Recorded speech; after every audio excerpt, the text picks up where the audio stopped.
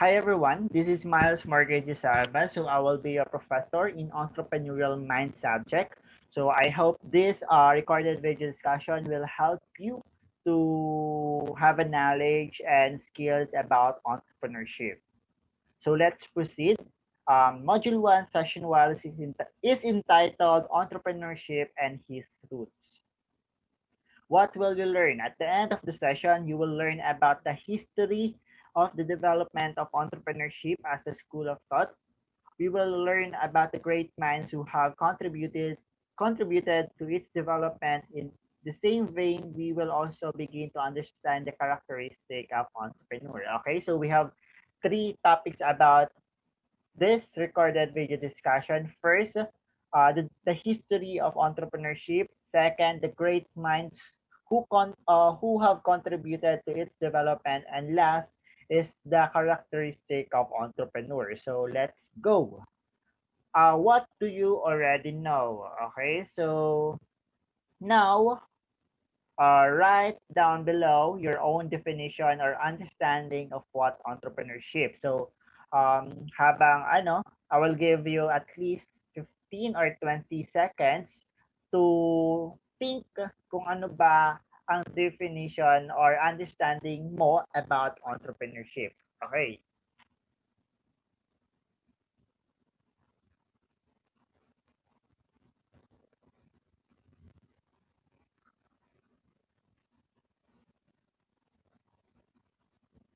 Time's up. Okay, so yan yung definition mo ng entrepreneurship. While this definition is based from Google Dictionary, sabi dito, ang entrepreneurship daw is the activity of setting up a business or businesses taking on financial risk in the hope of profit. Okay? Very simple definition. Ibig sabihin, you will put your own business while you're taking a risk on financial para magkaroon ng profit. That's the end of definition of entrepreneurship based from Google. So let's proceed. First, kung ano nga ba talaga ang entrepreneur or entrepreneurship. So the word entrepreneur takes its humble roots from the 13th century French word entreprendre, which meant to undertake. Okay? Tandaan, entreprendre in year 13th century, which is a French word. So the word itself, the term entrepreneur stems from the French literally between taker or go between with early reference, having been traced to the 18th century economist Richard Cantillon, Anne Robert, Jacques Turgot, and Francois Pisney.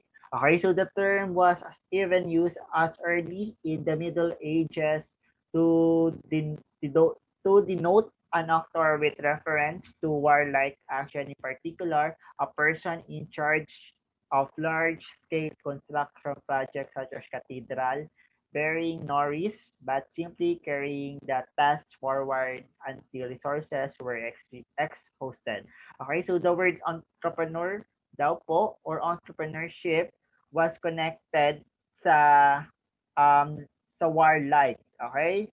Wherein it is on para yung mga tao na nagko-construct ng mga building cathedrals that time. So yun yung definition muna ng entrepreneur sa kanila that year. Okay, so it was in 16th century that it was first related to business and took to mean as a person engaged in business. Okay? So nangyari lang po yung word na entrepreneur naging connected sa business in year 16th century lang.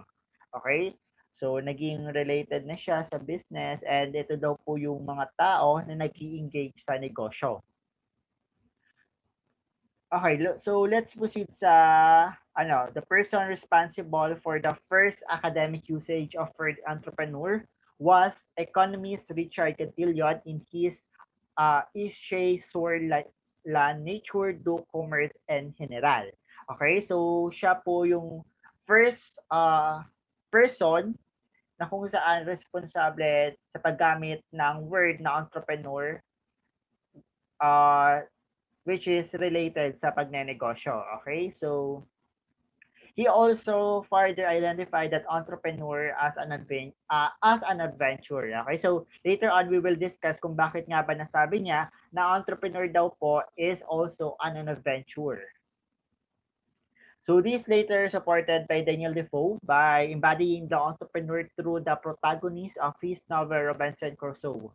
So dito, sinabi niya na an unforgated Robinson Crusoe states that alone on the island, he is altogether a man of project, a projector, and adventurer as entrepreneur used to be called. So, dito naman nasabi na ang entrepreneur daw po is a projector and adventurer.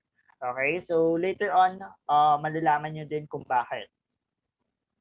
So by the 17th century toward to 18th century, the term entrepreneur was highly related to risk-taking. Okay, so naging connected na po siya sa word na risk-taking. Okay, dito, nasabi siya na related na siya sa risk-taking. It is because entrepreneur being the risk-taker who entered into contractual relationship with the government for the performance of service or supply of goods. So yung mga entrepreneur is already engaging with the government who which is they are the one who supply goods and services with them. So the price at which the contract was valued was fixed and the entrepreneur bore the risk of profit and loss from the bargain. So in 19th century naman daw po, saw three major additions to the growing concept of entrepreneurship. Jean-Baptiste Say portrays that the entrepreneur with his knowledge and judgment as someone who sought opportunity to earn profit by reallocating resources from areas low productivity to areas of high productivity by describing an entrepreneur in terms of behavior. Okay, so dito nagkaroon na ng more definition about entrepreneurship na kung saan nadagdagan ng three major growing concept ito. Okay, so let's proceed sa at the dawn of 20th century. These who concept of entrepreneurship were further developed by the likes of Frank H. Knight and Joseph's computer. Okay, so their discussion, however, were less focused on who entrepreneur was, but what his action were that makes him an entrepreneur. Tandaan po, in year or at the dawn of 20th century, hindi na po nakafocus kung sino ang entrepreneur. Okay, kung sino nga ba ito. But they are more focused kung ano ba yung ginagawa ni entrepreneur. So dito po develop siya ni Frank H. Knight at ni Joseph's computer. So dito si Frank H. Knight is carried forward the notion of risk-taking by classifying two kinds of risks. So dito po nag-classify niya ang dalawang kind of risk. So the two different kind of risks were distinguished by Frank in year 1885 and 1972.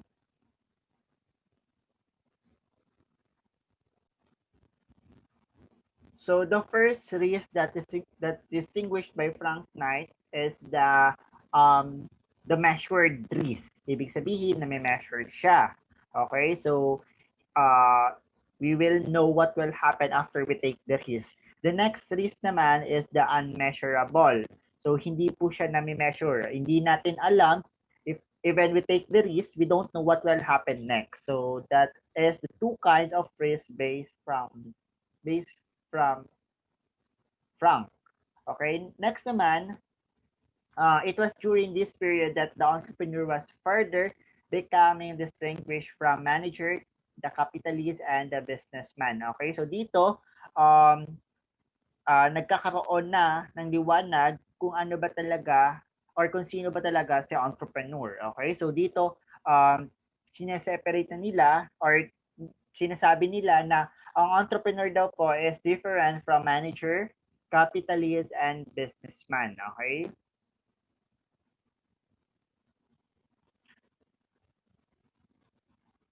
So let's proceed sa kay Joseph's computer wherein i-discuss niya the word innovation. So his two greatest insights were that innovation is the driving force not only of capitalism but also on economic progress in general. So and that entrepreneur are the agents of innovation.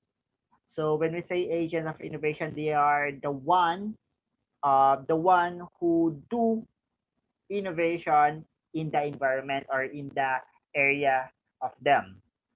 Okay, so next, this new combination or creative destruction, as they are called, what he referred to as innovation. So now we will discuss kung ano ba yung sinabi na innovation ni Joseph Schumpeter. So first, sa product. So there is an innovation in the product. The introduction of new product or quality. An example of this is the combination of horseless carriage and steam engine. So, as you can see doon sa picture, diyan nagsimula yung pagkakaroon natin ngayon ng kotse. Okay? So, dati yung mga tao, hindi pa nila alam kung paano sila tutungo sa isang lugar sa kabilang lugar. Okay? Lalo na kung ano siya masyadong malayo, then naisip nila why not we do an innovation wherein naisip nila na magkaroon ng ano yan, i-combine yung horseless carriage and steam engine. Okay, so kaya doon nag-lead ng automotive such as train, steamboats, and eventually cars. So the combination of two existing products to create an entirely new product was an example of an innovation. Okay, so lagi natin tatandaan, when it comes to product, we can do or we can combine two products or more businesses and make it one. Okay, so that is innovation. Tandaan lang natin doon sa produkto, masasabi siyang innovated product once na merong kakaiba, you add something in that product. Okay, nagkaroon ng new feature. So kaya nasabi siyang there's an innovation when it comes to product. Next naman is the process. The process. Okay, so sa process din po is there's an innovation na sinabi si computer. So the introduction of new method of production. Another type of innovation that's computer has identified is the introduction of new process of production. So an example of this is when Henry Ford introduced assembly line which significantly decreased the amount of time from 12 hours to 2.5 hours it took to create the Ford T1 model cars back in 1913. Today's his innovation is still used in various industries around the world. So there is an innovation din po sa pag-process. Okay? Innovation in process is a good innovation. The first thing is that it will make the goods um, easy to make, mas mabilis siyang nagagawa, mas madali nagagawa yung produkto at serbisyo, and less hassle sa mga tao. Okay? Kaya kung meron tayong innovation sa process, it will make the company or business more easy for them. Okay? So when it comes to process or sa pag-innovate ng process, we will put machines. Okay? We will buy more machines so that mas madali yung proseso sa isang company. Next naman, we have the business model.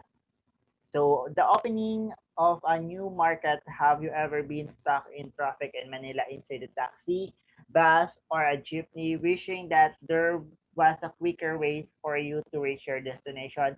You're not alone.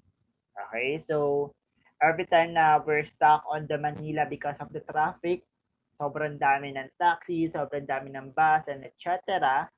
We wish na mapuntahan natin yung destination na gusto natin. So dito, nagkaroon ng innovation sa business model. So ang example nito is the angkas. Okay, so angkas is a ride-sharing company and is an example of computer third kind of innovation. So the opening of new market as it has recognized that among commuters have exist a substantial number who were willing, needed, and could afford the avail of service of ride-sharing company like theirs. Okay?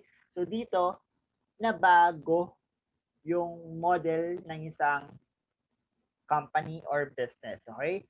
So, lagi natin iniisip, para makapunta tayo sa isang destination sa Metro Manila, we need to take bus, jeep, or taxi. Wherein, sobrang na-stuck tayo. So, wherein, nauubos yung oras natin. Pero dahil doon sa problema na nakita ng mga tao, they created a new business model, which is the angkas, na kung saan there are two persons sharing in a one motor.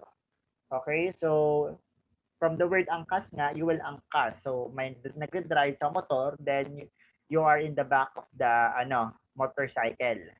So that is the innovation or that third kind of innovation by Scomputer. And the last innovation based from Scomputer is the source of supply. So dito din may innovation din pala yung source of supply. So the conquest of new source of supply of new materials or parts, people these days are on constant lookout of sustainable and eco-friendly products. Do you agree? Okay? Ang gusto natin ngayon is an eco-friendly product because we can feel right now na hindi na maganda yung takbo ng mundo because lumalakas na yung bagyo, there's lot of calamities na pumapasok sa atin. Okay, ibig sabihin hindi na masyado maganda or hindi na eco-friendly yung mga produkto at serbisyo na ibinibigay natin kaya binabalikan na tayo ng climate natin. So now, one such product is vegan leather made from cactus. So from a cactus, these two innovator or this entrepreneur is an example of of entrepreneur na kung saan they innovate in a source of supply. So, sino makakaisip na from cactus is pwede kang gumawa ng leather? Okay? So, yan, nagkaroon ng bagong supply, nagkaroon ng innovation na pwede din pala ang cactus to become a leather. So, ito yung innovative solution has been discovered by these two who have developed a way to create authentic looking leather from cactus. This is an example of new source of supply of new materials or parts. So, kayo, student, for sure, if you want to build your own business and sa tingin nyo, hindi masyadong eco-friendly yung ginagamit nyo, then there is a way na maging eco-friendly kayo. Okay? So you can have another source of supply na kung saan hindi masyadong nakaka-apekto sa climate natin. So let's proceed sa mergers and divestments. So organization of any industry, the carrying out of new organization of any industry like the creation of monopoly position or the breaking up of monopoly position is another kind of innovation according to his computer. So let's skip na din to. Okay, so dito, one can say that to define entrepreneur, would be defined both entrepreneur and his action he takes. So it is then best to use Commission of Huron Communities definition, which is entrepreneurship is the mindset and the process to create and develop economic activity by blending risk-taking, creativity, and or innovation with sound management within a new or an existing organization. Okay, so tandaan po yan. So um, kanina na definition is from Google. Okay, so sabi doon, you will just put your own business while taking a financial risk for the hope of profit. That's the end. That's the end of definition of entrepreneurship based on Google. Pero dito, ito yung totoong definition ng entrepreneurship. Okay, so entrepreneurship daw is the mindset and process to create and develop economic activity. Okay, they're the one who develop and make a process of an economic activity, which is putting up a business by blending risk taking. Okay, hindi mawawala sa definition ng entrepreneurship. Entrepreneurship ang word na risk taking. Okay, because you need to take a risk para maging successful one day. And creativity or innovation. Itong dalawa na to. Okay? We need this two sa definition ng entrepreneurship because you cannot say that you are entrepreneur once na wala namang innovation, there's no creativity about your business or about your product or services that you are giving to the customer.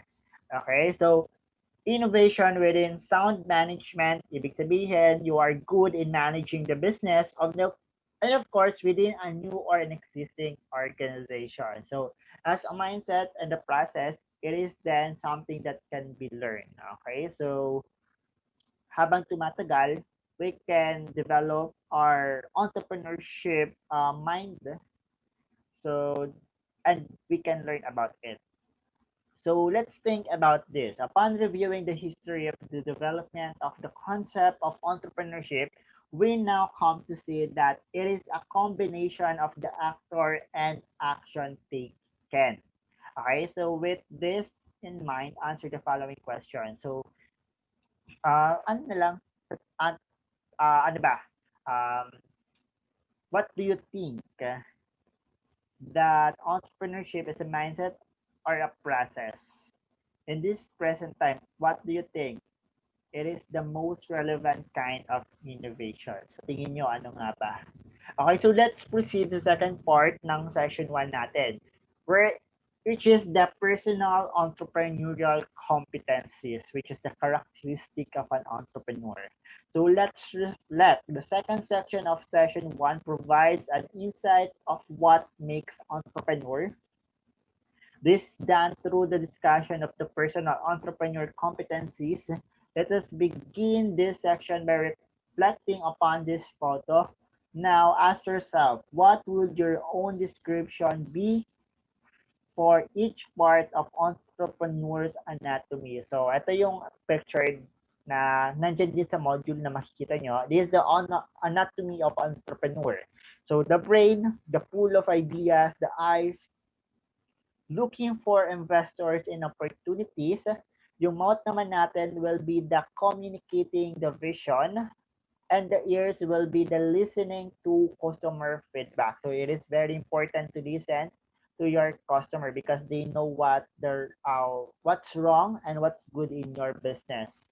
Okay, so next is the stomach, trust your gut, and heart full of passion. So it is very important if you will put your own business, make sure na you really love what you are doing. Kasi once na you love what you are doing, kahit na nakakapagod, hindi ka susuko agad. Next, we have the fifth, which is dream high but stick to the ground. Okay? Laging tatandaan to. Kasi sometimes, yung mga successful entrepreneur natin, hindi porket madami ng pera, they can parang mata pobre na or they don't parang masyadong mataas na yung tingin nila sa sarili. Okay? Kaya kayo, once naging successful kayo, someday or soon, make sure na yung paa nyo is still stick to the ground. Promise me. Next is the leg. So keep them going in tough time. Okay? Every time that there's a problem, make sure you go ka lang ng go, try lang ng try. So that is the anatomy of an entrepreneur. So let's proceed to the personal entrepreneurial competencies. So entrepreneurial competencies refers to the key characteristic that entrepreneur ideally possess in order to perform entrepreneurial function effectively.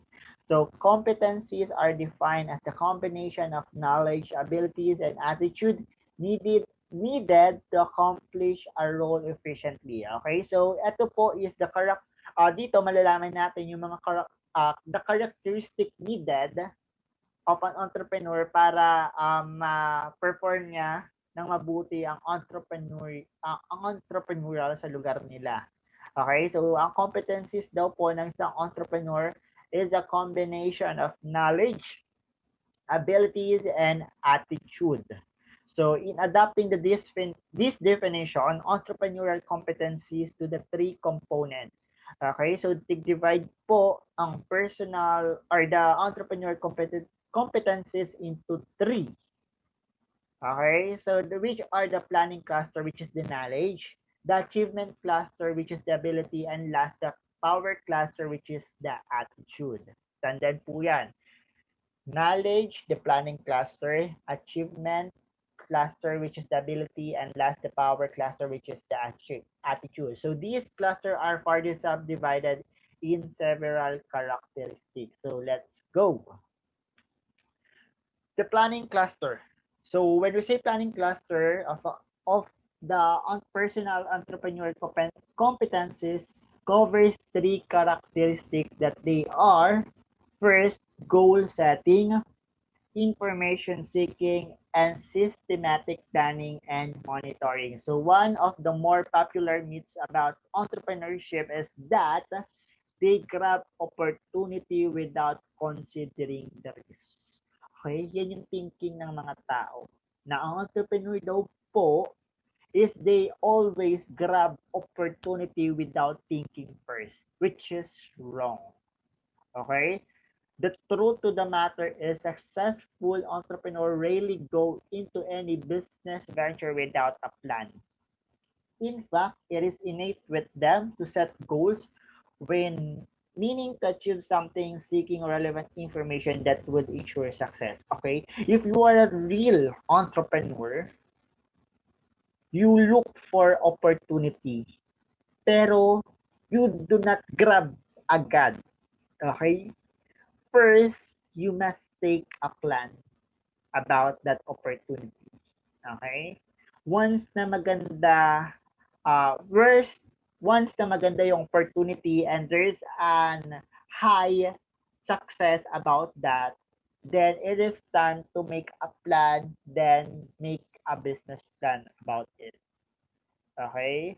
Hindi tayo yung agad-agad na susuklab na wala namang plano. Okay? Hindi tayo ganon. Hindi ganon ang isang entrepreneur. So once na alam natin na we can be successful in that opportunity, we make sure na we have a goal, we have a vision, we have a mission. Okay, so that is the planning cluster. Next, let's proceed to achievement cluster. So as any successful entrepreneur, why they did and rarely would you hear that they did it for many. Okay? Some have done it for the heck of being the first or for even shallower reason. Either way, for a successful entrepreneurs, starting an entrepreneurial venture and willingly accepting all the risks involved is usually never about the money. Okay? So this is the achievement cluster. If you will ask successful entrepreneur, they don't ano yan, they do not aim for for a big money at first. Okay? They do not do business para lang sa pera. Okay?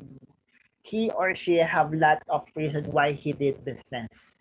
So dito na reason is that starting an entrepreneur venture and willingly accepting all the risks involved is usually never about the money. Tandaan yan.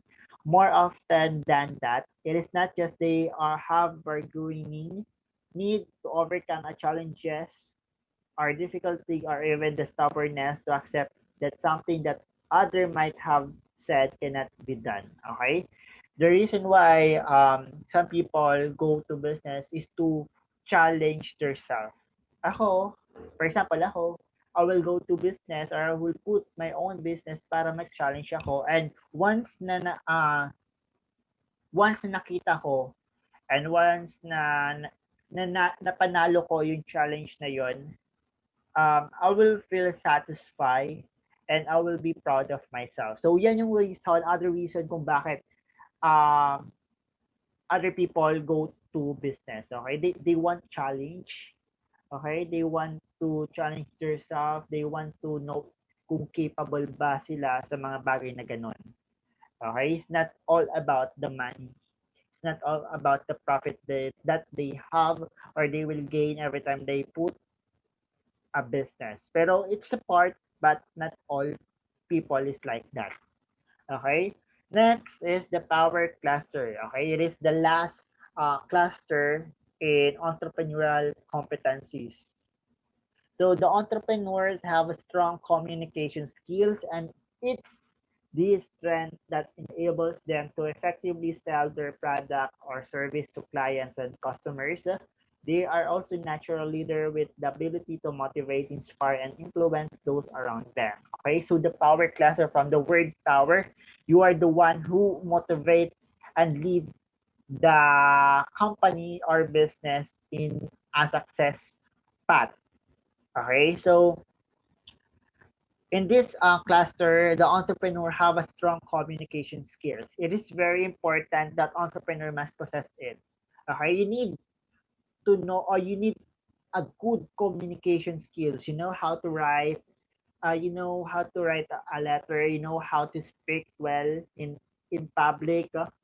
Okay, so it is a strength to them for them to sell a big amount of product and services. Okay, kung ikaw ay magaling sa talakayan, okay, it's a good point. Okay, kasi the customer or clients will attract to you.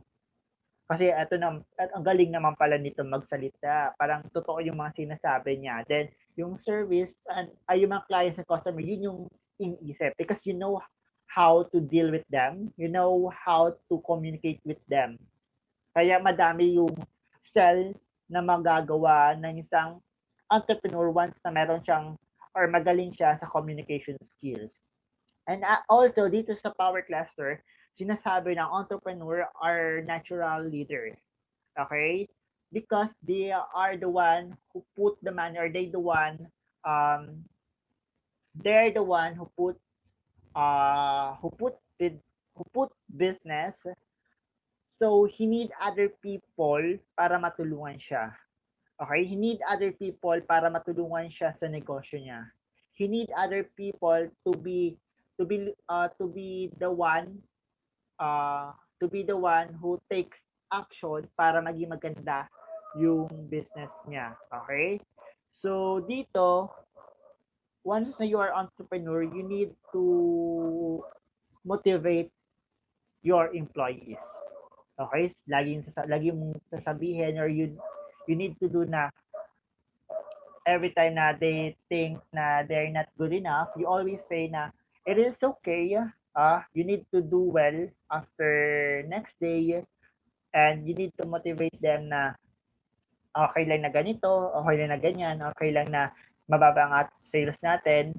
Sana next time we will do our best para mas maangatan pa yung sales na meron tayo ngayon. Okay? Kahit na maraming bad things na nangyayari always pa din na i-motivate sila. Okay? So next naman is inspire and influence those around them. Okay? Ibig sabihin, you need to inspire your employees. You need to tell them your vision. You need to tell to them kung ano yung goal ng isang negosyo or ng isang business. Okay? You need to inspire na after a year, after 5 years, we will have a successful business wherein isa tayo sa top businesses here in Albayan, etc. Okay? After we inspire them, we will influence them. Okay? Once na-influence sila, they will be productive. They will always excited every time they go to the business or they go to the work of your to the work. Okay, so that is the power cluster. So thank you so much. I hope you gain knowledge and skills about the history of entrepreneurship, then the people which is connected sa ano natin, sa word na entrepreneur and entrepreneurship. Then nagkaroon din kayo ng karagdagang ideya kung ano ba ang entrepreneurial competencies. Okay, ito yung mga characteristic na need i-adapt ng isang entrepreneur. So, take care always. So, yun lang. Thank you.